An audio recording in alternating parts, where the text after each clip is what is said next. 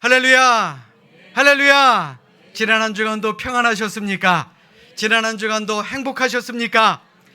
정말 사순절만 아니면 여기저기 놀러가기 딱 좋은 그런 봄이 더욱더 가까이 온 것 같습니다.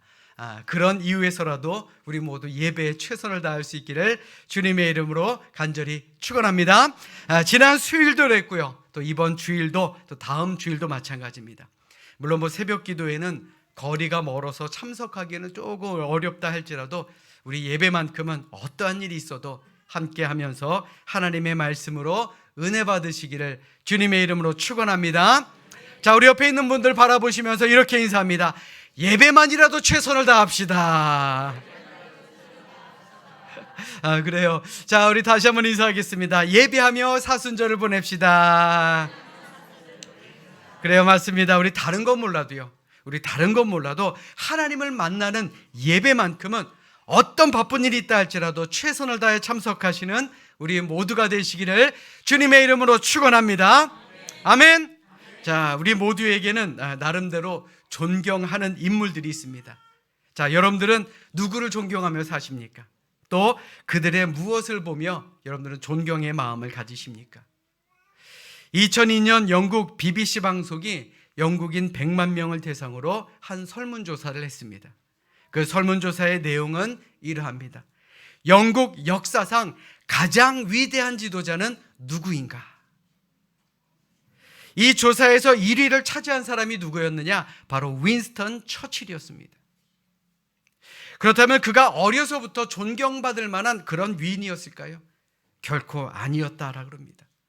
그의 학창시절 생활기록부는 한마디로 엉망진창이었습니다. 선생님들이 그를 평가한 내용은 이러합니다. 품행이 나쁘고 믿을 수가 없는 아이입니다. 이 아이를 보면 희망이 전혀 없으며 다른 아이들과 싸움질만 일삼는 그런 문제아이입니다 라고 평가를 했다라는 겁니다. 그러니 당연히 성적도 초라할 수밖에 없었죠.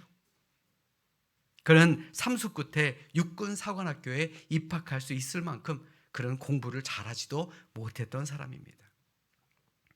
그러나 그는 지금 셰익스피어, 엘리자베스 여왕을 제치고 영국인들이 가장 존경하는 그런 인물이 되었습니다. 과연 그의 힘이 어디에서 나온 것일까요? 그는 무엇보다도 철저한 기도의 사람이었다라고 말합니다. 처칠은 전쟁터에서나 국회에서 늘 머리를 숙이고 하나님께 도움을 구하는 지도자였습니다. 그것이 바로 그의 힘이었다라는 것입니다. 얼마 전에는 그에 대한 영화도 만들어졌는데 영화 제목은 The Darkest Hour, 즉 가장 어두운 시간이라는 제목으로 영화가 개봉되기도 했습니다. 저도 이 영화를 참으로 감명 깊게 봤습니다. 그런데 이 내용을 보면 만약 영국에 이 처칠이라는 사람이 없었다면 독일 나치의 만행은 끝이 없이 쉽게 끝나지 않았을 것이며 이 유럽이 더 큰 위기에 빠졌을 것이다 라는 그런 평가를 받는 인물이 되었습니다. 여러분들 잘 들으십시오. 이처럼 기도는 희망이 없는 소년을 희망을 주는 지도자로 변화시킨 것입니다. 아멘. 자, 여러분들에게 묻겠습니다. 여러분들 기도 많이 하십니까? 갑자기 아멘이 줄어들었어요. 이거 큰일입니다. 자, 다시 한번 묻겠습니다. 여러분들 기도 열심히 하십니까? 그렇죠. 이럴 때는 아멘 하셔야죠. 많이는 못하더라도 열심히 하셔야죠. 아멘. 지금 찔리시는 분들은 이제 집에 가셔서 열심히 기도하시기 바랍니다. 자, 그러면요, 여러분들에게 다시 한번 묻겠습니다. 무엇을 놓고 기도하십니까? 기도의 종목은 많겠죠. 또한 무엇을 바라보며 기도하십니까? 내일의 희망을 바라보며 오늘의 고난을 이겨내고 우리는 열심히 기도하고 살아가는 그런 사람들입니까? 우리 모두는 그런 사람이 되어야 할 줄로 믿습니다. 기도의 능력을 믿읍시다. 기도는 반드시 이루어집니다. 하나님의 때에 하나님의 방법으로 기도가 이루어짐을 믿는 우리 모두가 되시기를 주님의 이름으로 축원합니다. 우리 기도 많이 못하신다고 그랬죠. 그래도 우리의 성경은 높이 들고 믿음은 고백합시다. 자, 우리 성경을 높이 들고 우리의 믿음을 고백하십니다. 저는 예수 믿어 구원받았습니다. 저는 예수 믿어 하나님 자녀 되었습니다. 저는 예수 믿어 천국 백성 되었습니다. 하나님께서 선물로 주신 오늘 하나님 말씀으로 가르침을 받습니다. 눈을 열어 주의 법 안에 있는 놀라운 진리를 보고 깨닫게 하소서. 아멘으로 순종하여 하나님께 영광 돌리는 삶이 되게 하소서. 아멘.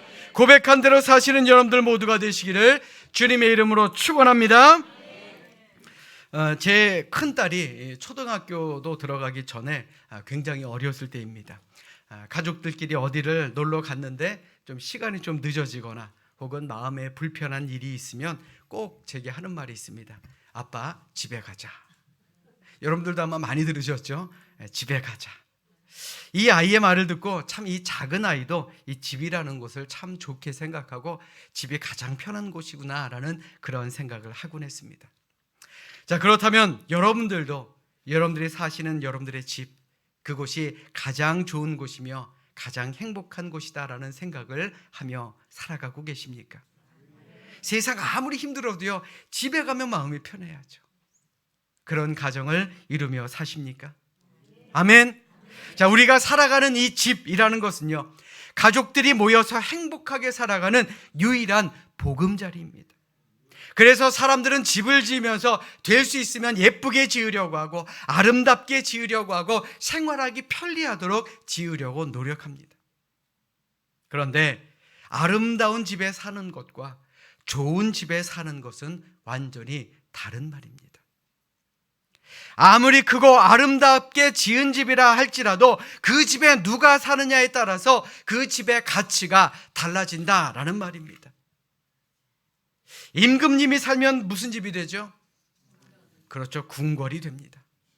아무리 크고 아무리 견고하게 지었다 할지라도 그 안에 죄인을 잡아 가두었다면 우리는 그곳을 감옥이라고 부릅니다.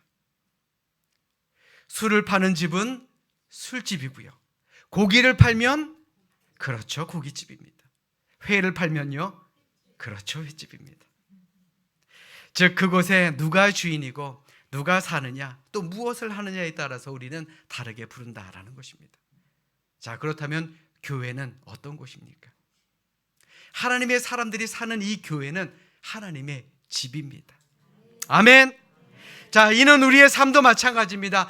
우리의 삶의 주인이 누가 되느냐, 내 안에 누가 들어와서 사느냐, 내가 어떻게 살아가느냐, 그것에 따라서 우리가 어떤 인생의 집이 되어가느냐, 이것이 결정된다라는 것입니다.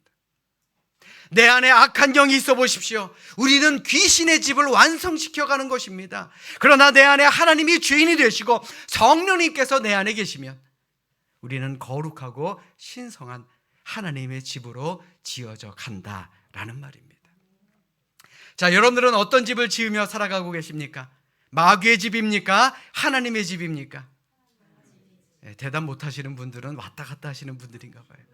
우리 모두가 하나님의 집을 지으며 살아가시기를 주님의 이름으로 축원합니다. 오늘 우리가 읽은 예수님의 이 말씀은 우리의 인생을 집에 비유하고 있습니다. 우리의 인생이 집인데 그 집에 누가 주인인가에 따라서 그의 삶의 질이 완전히 달라지고 만다라는 것을 우리에게 알려주시는 말씀이죠. 예수님의 말씀, 예수님의 이야기는 이러합니다. 물론 이것은 비유의 말씀입니다. 오늘 보면 43절로 44절의 말씀 보십시오. 더러운 귀신이 사람에게서 나갔을 때에 물 없는 곳으로 다니며 쉬기를 구하되 쉴 곳을 얻지 못하고 이에 이르되 내가 나온 내 집으로 돌아가리라 하고 와 보니 그 집이 비고 청소되고 수리되었거늘, 이렇게 말씀하고 있습니다. 예수님의 이 비유의 이야기는 이러합니다. 한 더러운 귀신이 어느 한 사람에게서 나가게 됩니다. 그런데 마땅히 머무를 곳을 찾지 못합니다. 그래서 처음 나왔던 집으로 돌아가 보니, 아니 이게 웬일입니까? 이 사람의 마음의 집이 깨끗하게 청소가 되었을 뿐만 아니라 모든 곳곳들이 튼튼하게 수리가 되었다라는 것입니다. 그런데 더 놀라운 것은 그렇게 깨끗하게 청소되고 수리된 그 집에 아무도 살지 않았다라는 것입니다. 그래서 귀신이 한 일이 무엇입니까? 오늘 보면 45절의 말씀 자막으로 준비했습니다. 우리 같이 읽도록 하겠습니다. 45절입니다. 함께 읽습니다. 시작. 이에 가서 저보다 더 악한 귀신 7을 데리고 들어가서 거하니 그 사람의 나중 형편이 전보다 더욱 심하게 되느니라. 이 악한 세대가 또한 이렇게 되리라. 아멘. 이 말은 처음 귀신 하나가 살 때보다 더 악하고 나쁜 귀신 7을 데려서 살다 보니 깨끗하게 청소되고 수리되었던 그 집, 그 사람의 마음의 집이 처음보다 더 더럽고 심하게 망가지게 되었다라는 말씀입니다. 그렇다면 예수님께서 사람들에게 왜 이런 말씀을 하신 것일까요? 오늘 본문 이전 38절의 말씀 보십시오. 서기관과 바리새인 중 몇 사람이 예수님께 나와 이렇게 묻습니다. 그때에 서기관과 바리새인 중 몇 사람이 말하되 선생님이여 우리에게 표적 보여주시기를 원하나이다.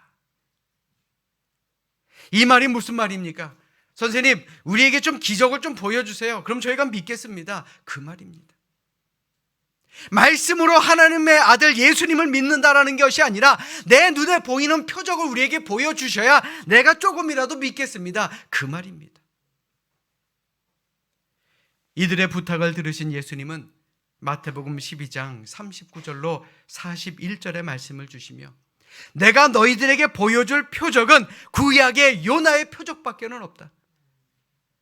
너희가 그 말씀을 듣고도 너희의 마음의 집이 제대로 된 주인을 모시고 살아가지 않는다면 너희의 마음은 더러운 귀신의 집밖에는 될 수 없다라는 말씀을 그들에게 하셨던 것입니다. 사랑하는 여러분, 우리는 이 집이라는 것의 중요성을 너무나도 잘 알고 있습니다. 그래서 깨끗하고 또 행복하게 우리의 가정을 잘 꾸려 나가려고 노력하며 살아가고 있죠. 그러나 우리 마음의 주인, 이 마음의 집은 어떡합니까? 내 마음의 주인, 내 집의 주인이 누구인지 우리 한번 생각해 봐야 하지 않겠느냐라는 말입니다. 여러분들 마음의 주인은 누구입니까? 우리 따라서 합니다. 집은 늘 채워져 있어야 합니다. 자, 다시 한번요. 집은 늘 채워져 있어야 합니다. 맞습니다. 우리의 마음의 집은 비워져 있으면 안 된다라는 겁니다. 오늘 인생의 집에 주인이 비어 있으면 안 된다라고 하는 말, 이 본문에 말하는 비어 있다라는 말은요, 한가하다, 무의미하다, 무가치하다, 생명이 없다라는 그런 뜻을 가지고 있습니다.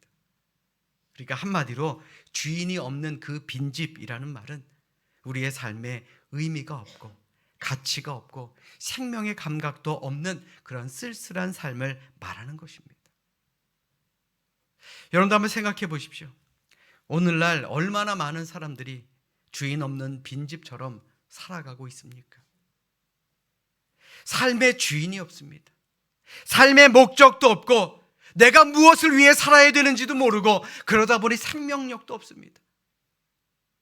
그러니 세상의 눈이 돌아갑니다. 세상의 것을 탐하기 시작합니다. 돈을 탐하게 되고 권력을 탐하게 되고 권세를 탐하게 되는 것, 그것이 바로 주인 없는 빈집처럼 살아가는 사람들의 모습이다라는 겁니다.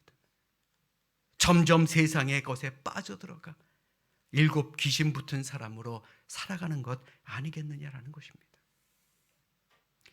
다윗의 삶을 한번 생각해 보십시오. 그가 하나님 앞에 큰 죄를 지었던 때가 언제입니까? 매일매일 이웃국가와 치열하게 전투를 하고 생사를 왔다 갔다 하는 그런 상황에서 그가 죄를 저지른 것이 아닙니다. 암몬과의 전쟁 중에 이제 내가 나가서 전투를 할 필요가 없었을 때, 정말 그냥 아무것도 안 하고 있었을 때 그는 밧세바를 보게 되었고, 그래서 하나님께 범죄하게 되었던 것 아닙니까? 그러므로 우리에게 주어진 시간을 무료하게 헛되게 보내지 않기를 바랍니다. 물론 인생을 여유롭게 사는 것 좋습니다. 그러나 할 일 없이 한가롭게 살아서는 안 된다는 겁니다. 무료하다 보면 이 생각 저 생각하고요, 또 생각에 생각을 하다 보면 나쁜 생각을 하게 됩니다. 일어나지 않을 생각으로 인해 마음에 두려움이 오게 되고 마귀는 그것을 놓치지 않는다라는 말입니다. 특별하게 할 일이 없으십니까? 그러면 기도 모임이라도 가지십시오. 함께 모여 중보기도 하시고요, 함께 모여 성경 공부하시고요, 함께 모여 속회로 선교회로 은혜를 나누다 보면 우리의 마음의 집에 마귀가 들어올 틈이 없다라는 겁니다. 한가하십니까? 한가하시면 안 됩니다. 열심히 기도하시길 바랍니다. 기도할 것들이 얼마나 많습니까? 기도할 게 정 없다면요, 저를 위해서 좀 기도해 주십시오. 아멘. 자, 또한 반대로 너무 바쁘게 사는 것도 바람직하지 못합니다. 너무 바쁘다 보면 하나님을 잊어버리기가 쉽습니다. 정작 중요한 일을 놓치고 살아갈 수도 있기 때문에 그렇습니다. 하나님, 우리의 가족들, 너무나도 바쁘게 살다 보면요, 우리가 놓치고 살아가는 것들이 얼마나 많은지 모릅니다. 그러니 우리의 마음의 집을 무엇으로 채우고 사느냐, 이것이 우리에게 참으로 중요하다라는 말이죠. 사랑 여러분, 사단은 오늘도 비어있는 집을 찾아 헤매고 있습니다. 우리 인생 가운데서 주인이 없이 살아가는 그런 사람들의 빈집을 그는 노리고 있다라는 것입니다. 베드로전서 5장 8절의 말씀에 베드로가 무엇이라 경고하고 있습니까? 베드로전서 5장 8절의 말씀을 쉬운 성경으로 보면 이러합니다. 마음을 강하게 하고 늘 주의하십시오. 원수 마귀가 배고파 으르렁거리는 사자처럼 먹이를 찾아 돌아다니고 있습니다. 마귀가 어떤 사람을 찾겠습니까? 빈집을 찾습니다. 주인이 없는 빈집 말입니다. 주인이 없어 비어있는 집은 어김없이 마귀의 표적이 되고 그는 마귀의 밥이 될 수밖에 없다라는 것입니다. 아무리 깨끗하게 청소해 놓으면 무엇합니까? 얼마 가지 않는다라는 것이죠. 우리 인생의 주인이 없으면 우리도 그렇게 되고 말 것입니다. 그러므로 여러분들의 마음과 여러분들의 믿음의 집은 늘 하나님으로 가득 채우는 그러한 여러분들 모두가 될 수 있기를 주님의 이름으로 간절히 축원합니다. 오늘 본문 속에서 우리가 또 한번 생각해 봐야 할 교훈은 어떤 경우에서도 귀신이, 마귀가, 사탄이 우리의 인생의 주인이 되어서는 안 된다라는 것입니다. 귀신에게 주인의 자리를 내놓은 사람들 우리는 너무나도 많이 봐왔고 너무나도 잘 알고 있습니다. 과거 우리의 조상들, 그들은 늘 귀신과 함께 살아왔다라고 해도 과언은 아닐 것입니다. 하다못해 이사를 하게 되더라도요, 이사짐 센터에서 전화해서 저희가 이날 이사하려고 합니다 라고 하면 그들이 처음 하는 말이 네, 그날은 손 없는 날이니까 이사해도 괜찮습니다 라고 말합니다. 그러니까 저는 손 없는 날이 무슨 날인지 몰랐어요. 이 손 없는 날이라고 하는 것은 귀신이 활동을 안 하는 날이다 라는 게 바로 손 없는 날이라고 그러더라고요. 여러분들 알고 계셨나요? 알고 계셨나요? 그걸 알면 안 되죠. 왜 거기에 관심을 가지십니까? 아직까지도 우리 주변에는 무당과 점집을 찾아다니는 사람도 많습니다. 자신의 인생을 귀신에게 맡기는 것과 같습니다. 아니, 귀신더러 내 인생의 주인이 되어달라고 그들에게 돈까지 쥐어주면서 그들에게 부탁을 하고 있는 것입니다. 무슨 날이 되면 무슨 굿을 해야 된다, 배가 출항하기 전에 풍어제를 해야 된다, 이 모두가 귀신의 종로로 타는 것 아닙니까? 또 연초가 되면 어떻습니까? 바빠지는 사람이 있죠. 사주팔자, 관상 보는 사람들. 사주도 관상도 이 팔자도 모두가 다 귀신의 장난에 불과한 것 아닙니까? 그런데 이러한 귀신의 장난이 단지 하나님을 모르는 세상 사람들만의 이야기는 아니다라는 것입니다. 잘 들으세요. 우리 믿는 사람도요, 때로는 귀신의 농락에, 또는 때로는 귀신의 유혹에 넘어갈 때가 있다라는 겁니다. 스승이신 예수님을 은 30에 판 가룟 유다를 한번 생각해 보십시오. 마귀가 그의 마음의 집의 주인으로 있을 때 그는 예수를 팔려는 더러운 생각을 하게 되었습니다. 요한복음 13장 2절의 말씀 보십시오. 분명하게 증거하고 있습니다. 마귀가 벌써 시몬의 아들 가룟 유다의 마음에 예수를 팔려는 생각을 넣었더라. 누가요? 마귀가요. 하나님이 넣은 게 아닙니다. 마귀가 넣었다라는 겁니다. 결국 가룟 유다는 마귀가 시키는 대로 예수님을 은 30에 팔아먹게 되죠. 어찌 제정신으로 이런 일을 할 수가 있었겠습니까? 3년 동안 따라다니며 말씀을 배웠고 3년 동안 따라다니며 능력과 기적을 직접 체험했던 그 예수님의 제자 중 한 사람 가룟 유다가 어찌 예수를 팔아먹을 수 있습니까? 은 30이라는 것은 노예 한 사람의 몸값입니다. 어찌 스승을 노예 한 사람의 몸값으로 팔아넘길 수가 있었겠느냐라는 것이죠. 사랑 여러분, 마귀가 우리 인생에 또한 우리의 삶의 주인이 되면 우리 역시도 이런 모습을 가질 수밖에 없는 것입니다. 자기 몸이나 자기 마음, 자기 생각을 자기가 통제할 수 없게 됩니다. 귀신이 시키는 대로 할 수밖에 없는 것입니다. 한 번 점집에 간 사람이 딱 그 한 번으로 끝내던가요? 아니죠. 어려운 일이 있을 때마다, 힘든 일이 있을 때마다 그들은 점집을 찾아가게 된다고 합니다. 신명기 18장 14절에서 모세는 이스라엘 백성들에게 이렇게 말합니다.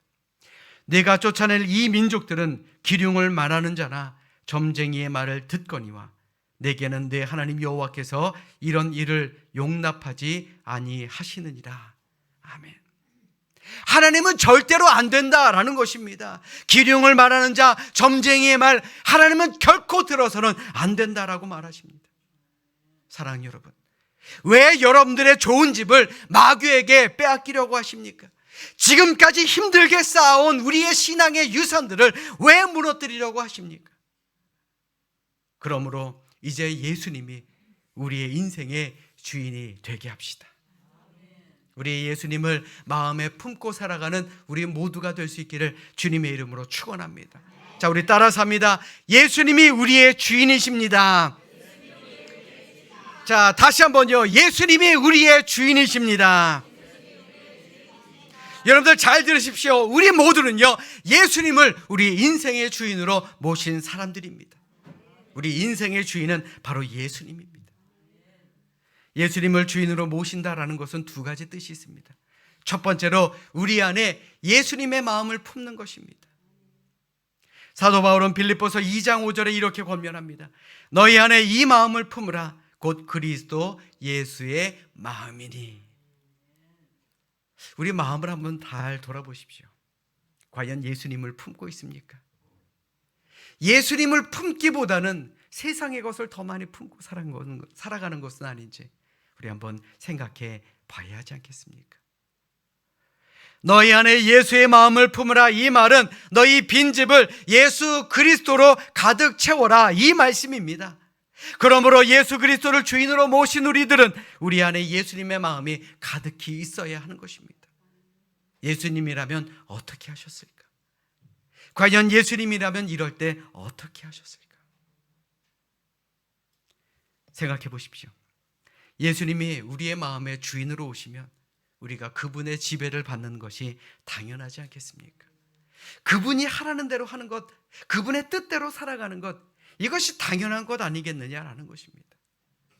우리 모두 예수 그리스도의 마음을 품는 믿음의 사람들이 될 수 있기를 주님의 이름으로 축원합니다. 아멘. 자, 두 번째로 예수님을 주인으로 모신다라는 것은 예수님의 영인 성령이 내 안에 있다라는 겁니다. 예수님은 당신의 영이신 성령으로 우리에게 오셨습니다. 그리고 성령이 우리의 삶의 주인이 되십니다. 믿으시면 아멘. 고린도전서 3장 16절에 사도 바울은 이렇게 말합니다.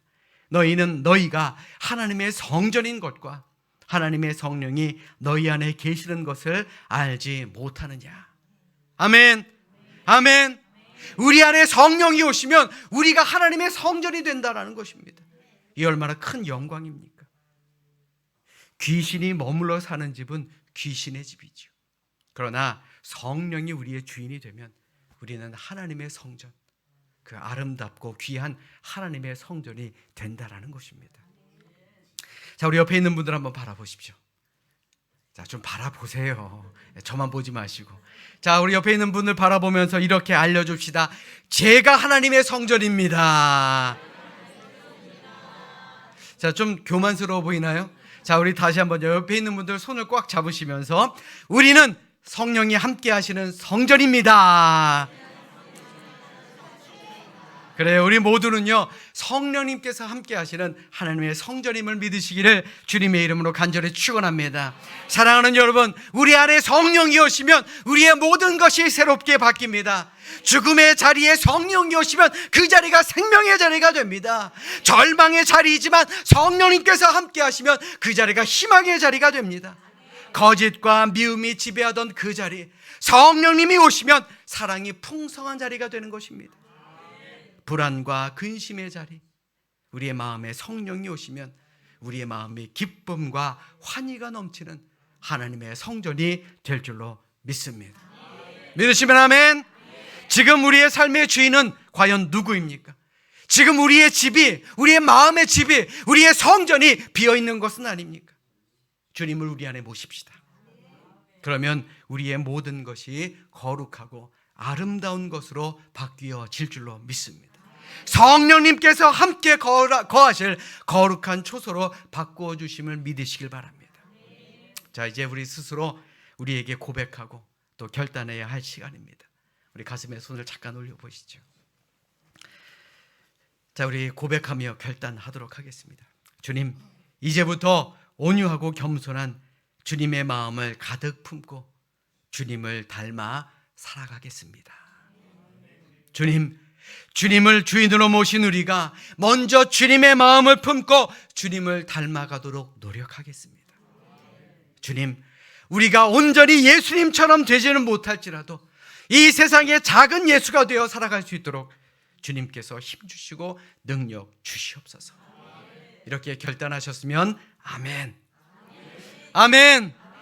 이 시간 진정으로 바라기는 우리 모두의 삶에 예수 그리스도의 마음을 품고 예수님의 영이신 성령님께서 우리의 주인이 되시고 또 우리의 주인 되신 성령을 따라 거룩한 삶을 살아가는 우리 모두가 될 수 있기를 이 시간 주님의 이름으로 간절히 축원합니다. 축원합니다. 기도하겠습니다.